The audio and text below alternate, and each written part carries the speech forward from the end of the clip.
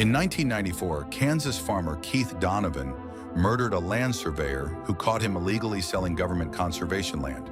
He buried the body deep in his 640-acre wheat field, choosing a spot that looked identical to everything around it.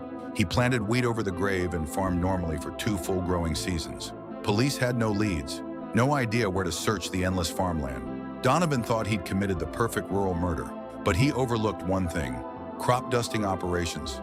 Agricultural planes take detailed aerial photos before every pesticide run to document field conditions for insurance. When investigators finally got the crop dusting company's records, the aerial photos revealed something shocking: a subtle discoloration pattern in the wheat growth exactly where the body was buried.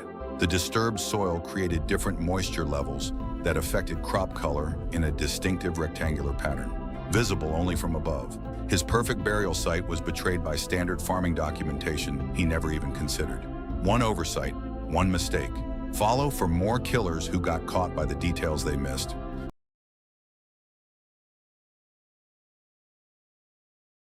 In 1989, chef Oscar Mendez thought he had committed the perfect murder. He killed his business partner in their restaurant kitchen and used the industrial ovens to destroy the evidence. Oscar knew exactly what he was doing. He set the temperature to 450 degrees and calculated the exact timing needed to eliminate all traces. He made it look like a kitchen accident. When police arrived, they saw what appeared to be a tragic equipment malfunction. Case closed. But months later, insurance investigators came to examine the kitchen. They were looking at the ovens when one detective noticed something odd. The digital timer was still displaying the last cycle that had been programmed. 6 hours at maximum heat. The investigators stared at that number. No restaurant dish requires 6 hours of cooking at that temperature. They checked the kitchen logs. No food preparation was scheduled that day. That timer setting became the smoking gun. Oscar's professional cooking knowledge helped him plan the perfect crime, but he forgot to reset one simple digital display. 6 hours was exactly the time needed for what they found. One timer, one mistake. Perfect murder ruined.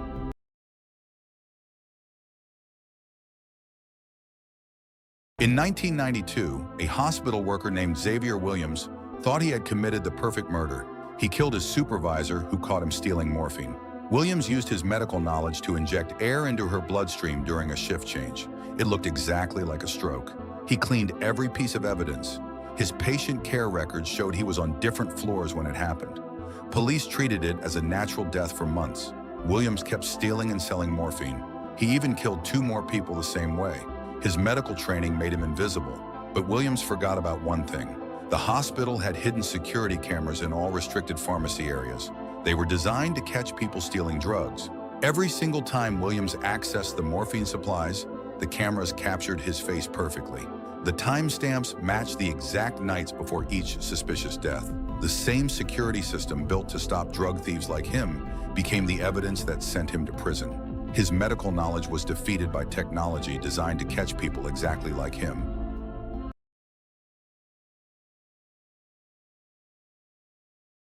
In 1994, Vermont truck driver Gerald Hoffman thought he had committed the perfect murder. He killed a hitchhiker and drove 200 miles to bury the body in remote New Hampshire woods. He avoided every highway with cameras, used only logging roads, paid in cash everywhere, even disabled his radio so no one could track him. He picked a burial spot with 0 cell tower coverage. For over 2 years, police had absolutely nothing. No witnesses, no evidence, no leads. Hoffman was completely invisible. But what he didn't know was that his trucking company had just installed brand new tracking devices on their fleet. The technology was so new that drivers weren't even told about it. The GPS system recorded everything. His unauthorized detour, 347 miles of backroad driving that led directly to where he buried the body. The data showed him parked at the exact burial coordinates for 2 hours and 17 minutes. His perfect analog plan was destroyed by digital technology he never knew was watching. One tiny computer chip caught a killer who thought he was untouchable.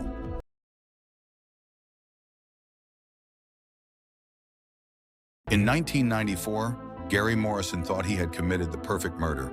He killed his wealthy neighbor, stole her valuables, and made it look like a random break-in. He even had a solid alibi, but Gary made one mistake. He kept his victim's garage door opener in his work truck. He planned to use it for future robberies. What Gary didn't know was that newer garage openers broadcast unique rolling codes to prevent theft. His company used an electronic system to track where their technicians went each day. 3 months later, Gary was driving his normal service route when something incredible happened. He passed by his victim's house, and the stolen garage opener in his truck automatically sent out its signal. His company's tracking system detected it and logged the location with a timestamp. When police checked the records, they found Gary had driven past the murder scene dozens of times after the woman's death. He claimed he never returned to the area, but the garage door opener he stole became his digital confession. One tiny piece of technology destroyed his perfect alibi.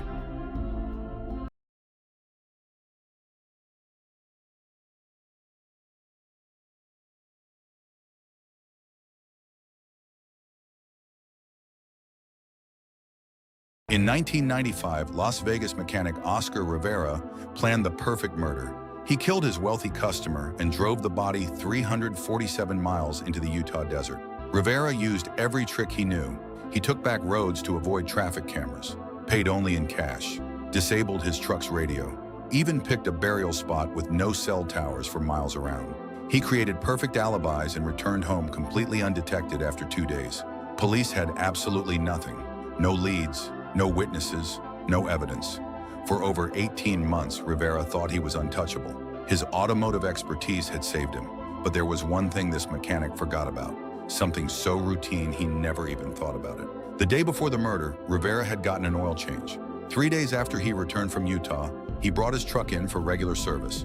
When the mechanic checked his odometer, the reading showed exactly 694 miles since the last visit.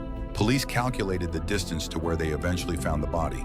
694 miles, round trip. His own service records destroyed the perfect crime.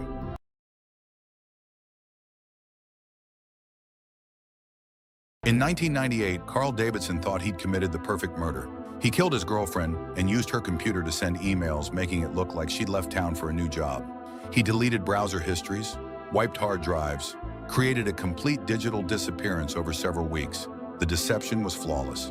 But Davidson made one fatal mistake. He kept paying her monthly internet bill to maintain the account for his lies. When investigators finally got suspicious and checked with her internet company, they discovered something chilling. Someone was still logging into her email account using a password she had recently changed.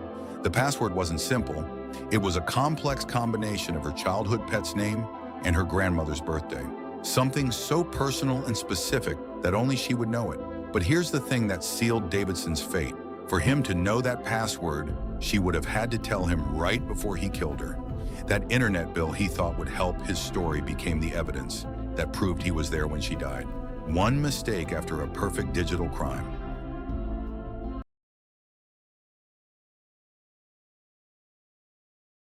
In 1987, a Kentucky fast food manager named Kenneth Mills thought he had committed the perfect murder.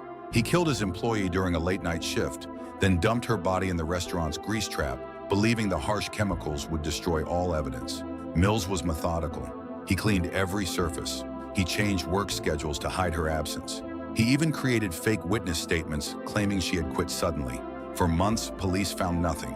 No fingerprints, no DNA, no body. Mills had covered every angle, but he made one tiny mistake that would destroy him. During his cleanup, he grabbed a ketchup packet to wipe blood from his hands. Then, without thinking, he put the used packet back in the condiment dispenser. Weeks later, a customer complained about ketchup that tasted metallic. Lab tests revealed human blood mixed with the ketchup. The victim's DNA was right there, sitting in plain sight. One absent-minded moment, one ketchup packet. That's all it took to solve a perfect murder.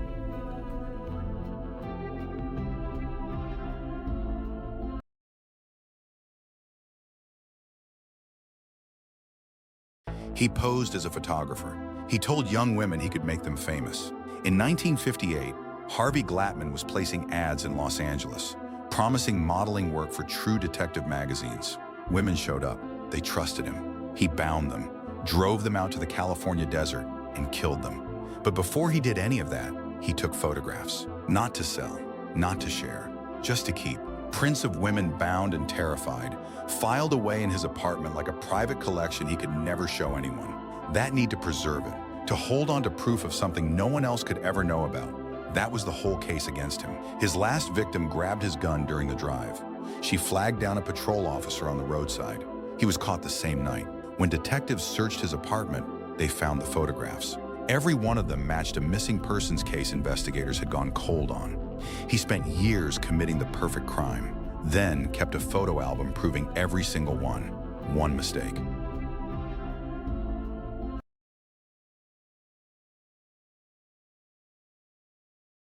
He drove up and down the I-5 freeway for 10 years. Nobody stopped him. Nobody suspected anything. Then one Tuesday night in May 1983, a California Highway Patrol officer pulled Randy Kraft over for driving erratically. Sitting in the passenger seat was a dead Marine. That alone would have ended it.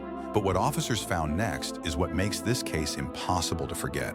In Kraft's briefcase, tucked right there in the car, was a handwritten list. 61 coded entries, names, initials, abbreviations nobody could immediately decode.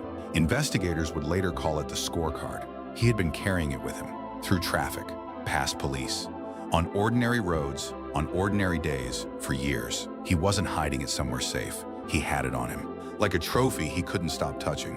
One drunk driving stop unraveled a decade of killing and handed detectives a self-written record of everything he had ever done. He documented his own crimes, and then he drove them right into a routine traffic check. One mistake. That's all it ever takes.